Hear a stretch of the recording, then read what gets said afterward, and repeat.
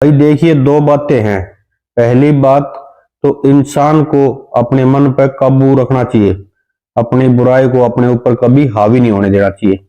और दूसरी बात, जो किस्मत में लिखा है उसको कोई नहीं बदल सकता। तो आज इसी पर आधारित एक छोटी सी कथा सुनाते हैं आप लोगों को। अगर पसंद आए तो लाइक करना, शेयर करना और चैनल को कर देना सब्सक्राइब। तो भाई पुराने टाइम की बात है। एक राजा था और राजा की एक बहुत ही सुंदर कन्या थी, राजकुमारी थी। और उसका एक राजगुरु था। राजा जो था उनका एक राजगुरु था। और राजगुरु थोड़े ही समय के लिए जो है दरबार में आया करता, क्योंकि राज गुरु जी की जो है पाठशाला थी वो बच्चों को पढ़ाते थे बाकी टाइम में, इसलिए थोड़ा ही टाइम वो दरबार में दे पाते थे। लेकिन राजा इसमें भी संतुष्ट था, कोई दिक्कत नहीं। एक दिन राजा ने जो है राजगुरु को बुलाया। और जो गुरुजी थे वो बहुत ही विद्वान थे, बहुत ही पहुंचे हुए थे। और संत तो देखिए वैसे भी पहुंचे हुए होते हैं, भटके हुए तो संसारी लोग होते हैं। तो एक दिन राजा ने गुरुजी को बुलाया और कहा कि भाई ऐसा है गुरुजी, आप जो है मेरी लड़की का भविष्य देखिए, अब ये शादी लायक हो गई है और मैं इसकी शादी करना चाहता हूँ। तो देखिए इसके भविष्य में क्या लिखा हुआ है, क्या है इसकी कुंडली में। तो राजगुरु ने जो उसकी कुंडली देखी और कुंडली देख के वो समझ गया, क्योंकि विद्वान था। उन्होंने देखा कि भाई इस लड़की का जो भाग्य है वो ऐसा है कि जिसके साथ भी इसकी शादी होगी, अगर वो राजकुमार होगा तो राजा बन जाएगा, राजा होगा तो चक्रवर्ती राजा बन जाएगा, मतलब उन्नति ही उन्नति होगी। जिसके साथ इसकी शादी होगी इसकी उन्नति ही उन्नति होगी, उसकी प्रगति होनी निश्चित है। लेकिन उस राजगुरु के दिल में जो है पाप हावी हो गया। उसने सोचा क्यों ना मैं इसके साथ शादी कर लूं। लेकिन अगर मैं सीधा सीधा राजा को ये बोलूंगा कि इसकी शादी मेरे साथ कर दो, तो राजा भाई क्रोधित होगा, क्योंकि मेरी आयु भी ज्यादा है और भाई एक राजकुमारी है, मैं तो फिर भी एक पंडित हूँ, पुरोहित हूँ, तो मेरे साथ तो ये शादी करेगा नहीं इसकी। इसलिए कोई ना कोई चाल चलनी चाहिए। और उसने ये सोच के और राजा को कहा कि महाराज देखिए, मैंने राजकुमारी का जो है भविष्य देखा है, इसकी कुंडली देखी है, इसका भविष्य जो है बहुत अच्छा है। इसकी कुंडली में लिखा हुआ है कि जिसके साथ भी इसकी शादी होगी, इस परिवार में जाएगी, उनकी तरक्की होगी। अगर राजकुमार हुआ तो राजा बन जाएगा, राजा हुआ तो चक्रवर्ती राजा बन जाएगा, मतलब उसकी उन्नति निश्चित है, दिन दुगुनी रात चौगुनी तरक्की होगी उसकी। लेकिन एक चीज और भी है इसके भविष्य में।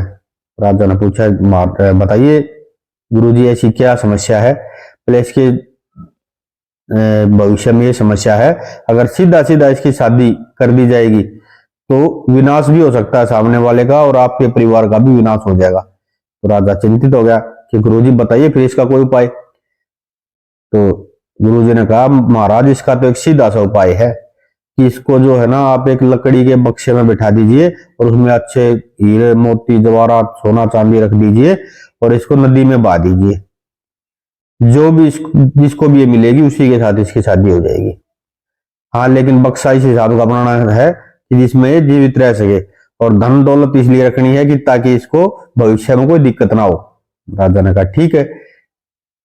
और गुरु जी पे उसको राजा को विश्वास भी था कि गुरु जी जो बोलते हैं वो सत्य बोलते हैं, झूठ नहीं बोलते।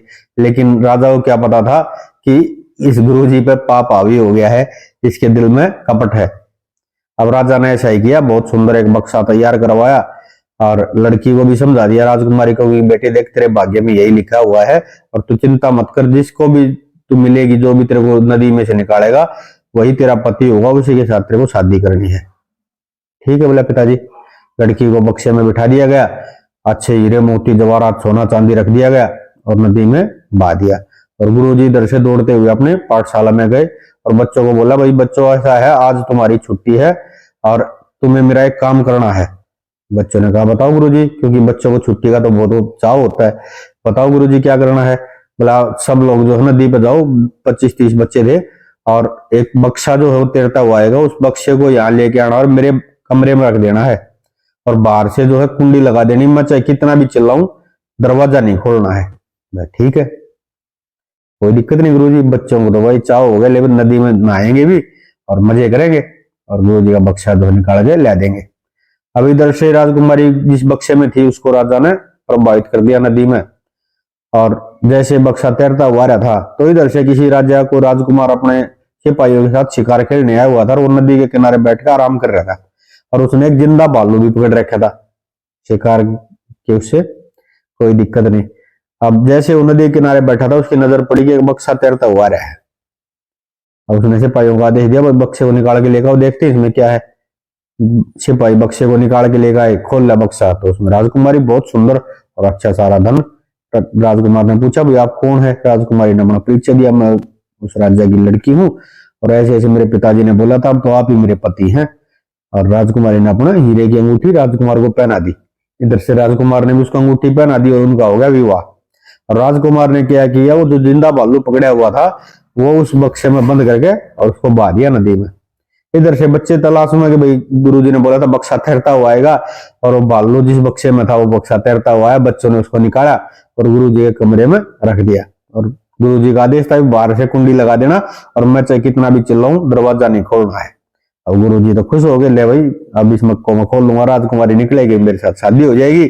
लेकिन जैसे ही गुरुजी ने खोल लिया तो उसमें जिंदा भालू, और भालू तो इतनी देर से बक्से में बंद था तो परेशान था। अब गुरुजी चिल्लाने लगे, लेकिन बच्चों को तो आदेश था कि मैं कितना भी चिल्लाऊं कुछ भी बोलूं दरवाजा नहीं खोलना है। अब बच्चे दरवाजा नहीं खोल रहे, भालू लग गया अटैक करने।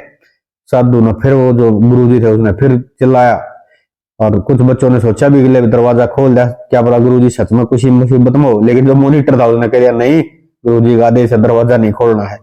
और भालू जो गुरुजी को खाने के लिए जैसे ही तैयार हो गया तो गुरुजी ने चौक उठाया और बोर्ड पे लिख दिया कि भाई राजकुमारी तो पहुंच गई राजद्वारे में, और मेरे भाग्य में जो था वो मुझे मिल रहा है। अब गुरुजी जो है मरने जा रहे हैं, और भाग्य का लिखा कभी भी जो है बदल नहीं सकता।